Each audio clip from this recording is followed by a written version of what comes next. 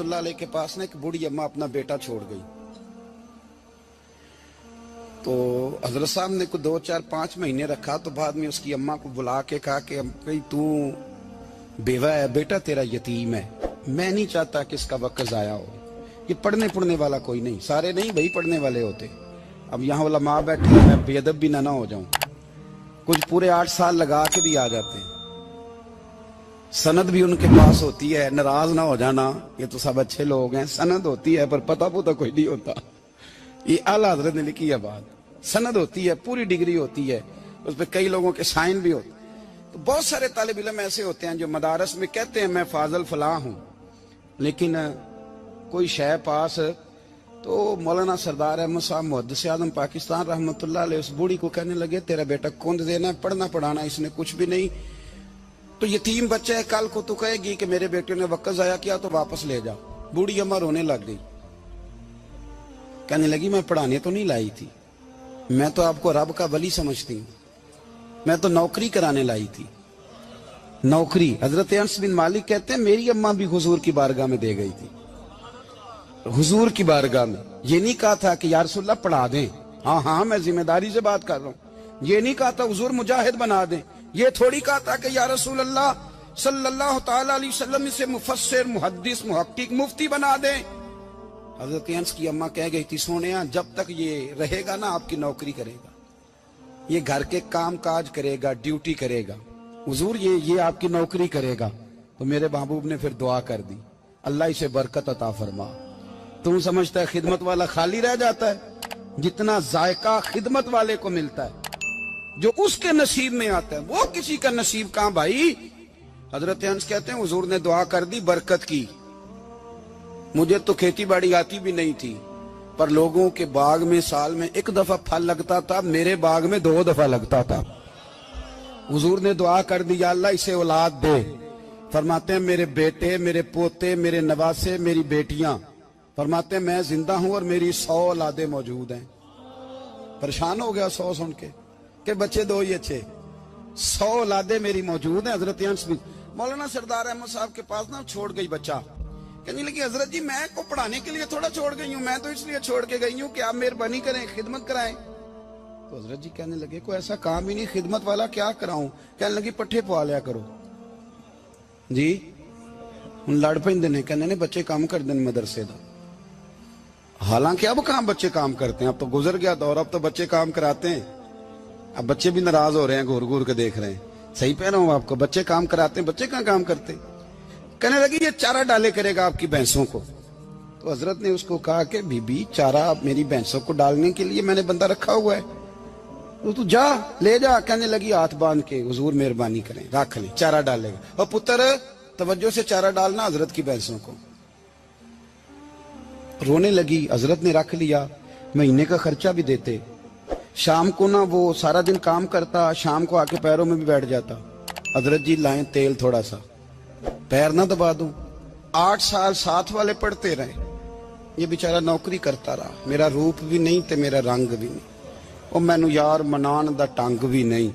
कभी कभी ना हजरत बिलाल हबशी फारग होते ना, तो नबी पाक की बारगाह में अर्ज करते हुजूर कोई काम तो नहीं, सारे हो गए, हुजूर जाऊं जरा, चले जाते। एक दिन सलमान फारसी कहने लगे या रसूलल्लाह ये बिलाल कहाँ जाता है। फरमाया जा देख के तो आ। हजरत सलमान वापस आए तो आके रोने लगे, कहने लगे सोनिया जब यहां से जाता है ना तो जाके सैयदा फातिमा की चक्की पीसनी शुरू कर देता, बीबी साहबा के काम करने लगता है, घर में जाके स्नैन की ड्यूटी करता है, वहां भी काम यहां भी काम। वो चारा डालता रहा, उसने चारा डाला। हजरत मुहद्दिस आज़म की भैंसों को दस्तारे फजीलत का वक्त आ गया, सारे पगड़ियां सजा के आ गए, आज दस्तार होगी। ये ना पीछे होके बैठ गया, चूंकि पढ़ा ही नहीं था तो दस्तार का है कि दस्तार तो उसकी जो पढ़ेगा, हमने तो पढ़ा ही नहीं, हमने तो यार पढ़ा, घर पढ़ा, ड्यूटी करी। हजरत मुहद्दिस आज़म रहमतुल्लाह अलैह के यहाँ जब ऐलान होने लगा ना कि अब दस्तार होगी, तो हजरत ने पहला ऐलान उसका फरमाया। तो मजा वाला बंदा कपड़े भी कदी कदी बदलता है ना, वो कहता है जिस हाल में भी था मैं पलट के देखने लगा कि पड़ा पड़ा है तो है, कोई शय नहीं। ये माजरा क्या है? पीछे से उठ के आए تو کہتے ہیں باقیوں کی دستار کسی عالم نے کی, کسی صوفی نے کی, لیکن یہ بھینسوں کو چارہ ڈالنے والا جب آیا تو محدث اعظم نے فرمایا پگڑی کے بال کو کوئی ہاتھ نہ لگائے, یہ ساری دستار میں نے کرنی ہے. اور فرماتے ہیں حضرت بال بھی دیتے جاتے تھے اور آنسو بھی بہاتے جاتے تھے, ماتھا بھی چومتے تھے اور فرماتے تھے دستار کے بعد چلا تو نہیں جائے گا یار, مجھے تو عبادت بھی نہیں رہ گئی, مجھے تو چابیوں کو بھی نہیں پتا کون سی کہاں رہتی ہے, جائے گا تو نہیں تو رو پڑا, کہنے لگا سوڑیا جائے تو وہ جس کے پلے کوئی شے ہو, آتا جاتا تو ہے کچھ نہیں, مجھے کس نے رکھنا ہے, میں نے کہاں جانا ہے, ادھر کہاں تو ادھر ہی رہوں گا. اس طالب علم کے سارے استاد بھائی کہتے ہیں اس نے دستار کرائی, پڑھا پڑھایا کچھ نہیں, پر جو مسئلہ اڑ جاتا تھا نا, وہ جو اڑ جاتا تھا نا, وہ جا کے اس سے پوچھتے تھے تو کتابیں کھولنے کی ضرورت نہیں پڑتی تھی. حضرت ام سلمہ رضی اللہ تعالیٰ عنہ کہتی ہے میں نے عرض کی یا رسول اللہ صلی اللہ علیہ وسلم میری بچی بڑی بیمار ہے, تو مجھے کسی نے کہا ہے یہ تھوڑی سی نشے والی چیز ہے, یہ بنا کے تیار کر کے دو صحیح ہو جائے گی, بیمار ہے بچی تو یہ نشے والی چیز ہے, اس کو تیار کر کے دو, تھوڑا نشہ ہے. اگرچہ بعض, میں نے شروع میں کہا, بعض لوگ مریض کو, سخت مریض کو ایسی ادویات جو مجبوری بن جائے اس کی گنجائش اور اجازت دیتے ہیں. محتاط علماء تو اس میں بھی بہت ساری چیزیں پہلے بیان کرتے, لیکن اس نے کہا جی میرا نشہ دینا ہے شفا کے لیے. حضرت ام سلمہ کہتی ہے میرے نبی پاک نے میری طرف دیکھا, میری طرف, تو میں نے کہا یا رسول اللہ آپ کیا فرمانا چاہ رہے ہیں؟ تو نبی پاک نے فرمایا ام سلمہ کبھی ناپاک چیز میں بھی شفا ہوئی ہے, کبھی ناپاک چیز میں بھی, کبھی شراب اور خمر میں بھی شفا ہو سکتی ہے. شفا رب کریم نے رکھی ہے پر شہد کے اندر رکھی ہوئی ہے, شفا اللہ نے رکھی ہے قرآن مجید میں رکھی ہوئی ہے, تو اس میں بھی کبھی یہ حضور نے بیان کیا ہے کہ اس کے اندر شفا ہو سکتی, تو امت کتنی دلیری کرتی ہے جو یہ مشورے دیتی ہے کہ اس کے اندر نشہ ہے, شراب ہے, تو وہ کھانسی چلی جائے گی تو فلانی بیماری چلی جائے گی. نہ آؤ ان چیزوں پہ, نہ اپنے ایمان کو خرابی دو, اور نہ ایسی باتیں کرو جس سے کہ ڈائریکٹ رسول اللہ صلی اللہ علیہ وسلم کے واضح ارشادات کی مخالفت ہو. میرے نبی پاک صلی اللہ علیہ وسلم نے فرمایا, اور پھر کچھ لوگ کہتے ہیں تھوڑی پی ہے جی. اب تو میں تجزیے میں پڑھ رہا تھا کہ ایسی شراب ایجاد ہو گئی ہے, لوگ شراب پیتے ہیں اور وہ مست بھی رہتے ہیں, کار بھی چلاتے رہتے ہیں, کہتے ہیں جی نہیں ہمارا ذہن معاف نہیں ہوا تو یہ والی صحیح ہے, نشہ نہیں لاتی. میرے نبی پاک صلی اللہ علیہ وسلم نے فرمایا جس چیز کی تھوڑی مقدار, زیادہ مقدار حرام ہے اس چیز کی تھوڑی مقدار بھی حرام ہے, جس کی زیادہ مقدار حرام ہے اس کی تھوڑی بھی. تو خمر اور شراب اگر فل پینا جائز نہیں تو تھوڑی پینا بھی جائز, یہ حرام ہے اور حرام تھی اور قیامت تک حرام ہی رہے گی. میرے نبی پاک صلی اللہ علیہ وسلم نے منع کیا اور حضور نے اظہار ناپسندیدگی فرمایا, فرمایا 40 دن تو عبادت ہی قبول نہیں ہوتی شراب پینے والوں جب تک سچی توبہ نہ کرے. یہ لفظ جب ادا کرتا ہوں تو شرم سے میری زبان لڑکھڑاتی ہے کہ یار درباروں پہ بھی نشہ بکتا ہے. میں یہ بات کر رہا ہوں صوفیاء کا ترجمان, درباروں پہ, مزاروں پہ, اور سجادہ نشینوں تمہیں زمین نگل جائے, آسمان تمہیں لے اڑے, تم پر قہر نازل ہو, تم نے باپ دفن کر کے تو وہاں نشے کا اڈا بنا لیا, ماؤں سے بیٹے چھیننے لگے ہو, عورتوں کے سروں سے کپڑے چھیننے لگے ہو, سہاگ مارنے لگے ہو, بیٹیاں اور بیٹے یتیم کرنے لگے ہو, نشہ بیچتے ہو درباروں اور مزاروں پہ. یہ تماشا لگ گیا. آپ کیسے کروں یہ بات, پر کرنی پڑ رہی ہے, مجبوری ہے, یہ مضمون مکمل نہیں ہو سکتا. بند کر دیں وہ دربار, ہمیں نہیں چاہیے جن درباروں پہ نشہ بکتا ہے. میں ذمہ داری سے کہہ رہا ہوں, بات ریکارڈ ہو رہی ہے. جوتے کی نوک پہ وہ سجادہ نشین جو امت کو ڈرگز دیتا ہے, وہ سجادہ نشین کا ڈیرا نہیں, وہ گند کا اڈا ہے, وہاں سے فیض نہیں مل رہا, امت کی تباہی ہو رہی ہے. بتا دو, پھیلا دو, اس کو اعتراض کرنا کرو. میرے رسول پاک سید عالم صلی اللہ تعالی علیہ وسلم کا دین ضروری ہے, کسی پیر کی سجادگی ضروری, بولیے سجادگی ضروری. بڑی ذمہ داری سے کہہ رہا ہوں اور نمائندگی کر رہا ہوں اپنی جماعت کی. نہ ہمارے بزرگوں نے کل اس کی حمایت کی تھی، نہ آج کرتے ہیں، نہ قیامت تک کریں گے۔ بند کر دیں وہ دربار اور مزار۔ بزرگ دنیا میں یہ کام کرنے آئے تھے، اور ہماری سوچ اتنی گر گئی ہے، اتنے ہم کمزور ہو گئے۔ کہتے ہیں جب اس کو چڑھ جاتی ہے تو پھر بڑی معرفت کی باتیں سناتا ہے۔ تجھے شرم نہیں آئی یہ لفظ کہتے ہوئے؟ اب نشئی تجھے معرفت سکھائے گا؟ اب تو شرابی سے، بھنگی چرسی سے دین سیکھے گا؟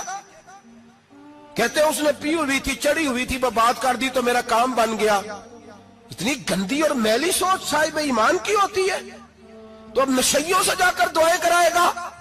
سن، میرے نبی پاک صلی اللہ علیہ وسلم نے فرمایا جو شراب پی لے، نشہ کر لے، اس کی تو 40 دن تک عبادت رب قبول نہیں فرماتا۔ تو کہتا چڑھی ہوئی تھی تو اس نے دعا کر دی، تجھے شرم ہی نہیں آئی بات کرتے؟ حیا ہی نہیں کیا تو نے جملہ بولتے؟ یہ کوئی تصوف اور طریقت ہے؟ جاؤ اٹھا کے لے جاؤ۔ ایسی کوئی تصوف اور طریقت ہمیں نہیں چاہیے، ہمیں وہ والی طریقت چاہیے جس میں خدا کے قرآن کی بات ہوتی ہے اور محمد مصطفیٰ کے فرمان کی بات ہوتی ہے صلی اللہ علیہ وسلم۔ تو بھائی یاد رکھو، یہ کوئی طریقہ نہیں۔ ایک مزار ہے، مجھے ایک صاحب کہنے لگے آ جائیں یہاں بھی فاتحہ پڑھیں۔ میں نے کہا یہاں کیا ہے؟ کہنے لگے تھے تو بابا جی نشہ وشا کرتے، پر اب سنا ہے لوگوں کی منتیں بڑی پوری ہوتی ہیں۔ مجھے جذبات بڑے کم آتے ہیں۔ میں نے اس آدمی کو گریبان سے پکڑ لی، میں کہ ادھر ہٹ، وہ تو نشہ کرتا تھا اور تو جاتا تھا، تیری یہ کیسے طاقت ہوئی؟ تو نے مجھے مشورہ دے دیا ہے، تو ہمیں کمزور سمجھتا ہے؟ ہم کمزور ایمان کے لوگ ہیں، اور میں یہاں تجھے کہوں گا نہیں نہیں میں یہاں نہیں جاتا، میں وہاں جاتا ہوں۔ بالکل کوئی لگی لپٹی بات نہیں، کھری بات۔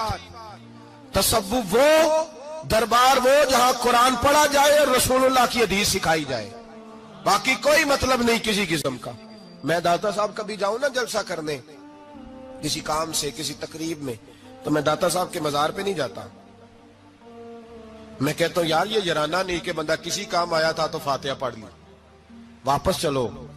گکھڑ سے سپیشل آئیں گے داتا صاحب کے مزار پہ حاضری دیں، اور میرے سنگی گواہ ہیں کہ میں سپیشل ٹائم نکال کے بہت سارے کام چھوڑ کے سپیشل جاتا ہوں، اور میں مراد ماننے نہیں جاتا، میں داتا صاحب کا شکریہ ادا کر دے جاتا ہوں۔ میں ان سے کہتا ہوں حضور آپ کی مہربانی، آپ یہاں آئے تو ہمارے بڑے بھی رسول اللہ کے غلام بن گئے۔ میں تو سلام عقیدت پیش کرنے جاتا ہوں۔ ہم مزارات پر جانے کے قائل نہیں، بلکہ ہماری تو عقیدت کا درجہ ہی مکمل نہیں ہوتا جب تک ہم مزار پہ سلام نہ کریں۔ پر مزار داتا صاحب کا، مزار خواجہ معین الدین اجمیری کا، مزار غوث اعظم جیلانی کا، مزار محدث اعظم مولانا سردار احمد کا، مزار اولیاء کا، مزار میاں شیر محمد شرف پوری کا، مزار رب کریم کے بندوں کا۔ بھنگیوں چرسیوں کے مزار نہیں ہوتے، اور نام ان مزارات کے قائل ہیں، بالکل قائل نہیں ہم۔ میں تھوڑے دن پہلے لاہور گیا تھا، تو میں کار میں میاں صاحب میاں شیر محمد شرف پوری کا ذکر کر رہا تھا۔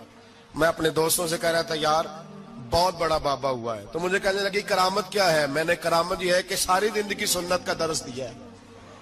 تو مجھے کہنے لگے آپ کبھی گئے نہیں؟ میں نے کہا میں اسپیشل گیا تھا، اور تھوڑے دنوں کے بعد پروگرام بناؤں گا تو میں ساتھ لے کے جاؤں گا۔ ہم مزارات کے قائل ہیں، حاضریاں دیں گے مزاروں پہ، لیکن بھنگیوں چرسیوں کے مزاروں پر جانے کے قائل ہیں؟ زور سے بولے، یہاں جانے کے قائل ہیں؟ کوئی عقیدہ نہیں ہے ہمارا۔ نشہ بکے گا اب مزاروں پہ، اب یہ تصوف ہوگا وہاں، یہ طریقت ہوگی؟ اور ملت پر رحم کھاؤ خدا را۔ اگر تمہارے قومی ادارے کہتے ہیں رپورٹ کرنے والے کہ 70 لاکھ پاکستانی نشہ کرتا ہے، تو کیا تمہیں یہ نہیں پتا کہ نشہ بیچتا کون ہے؟ کیا تمہیں یہ نہیں پتا کہ ڈرگز کا کاروبار کون کرتا ہے؟ اگر تمہیں یہ پتا ہے تو کیا یہ خبر نہیں تمہیں کہ ان رگوں پر یہ خون اتارتا کون ہے؟